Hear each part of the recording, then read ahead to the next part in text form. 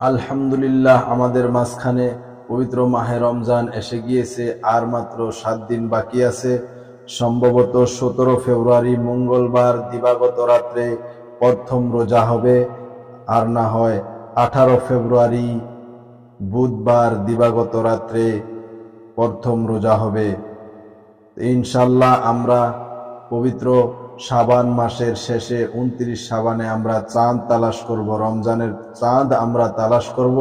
কারণ রমজানের চাঁদ তালাশ করাটা হচ্ছে সুন্নাত।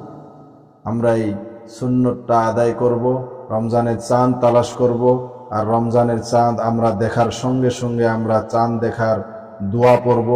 দোয়াটা হচ্ছে اللهم أهله علينا باليمن والإيمان والسلامات والإسلام ربي وربك الله. اللهم أهله علينا باليمن والإيمان والسلامات والإسلام ربي وربك الله.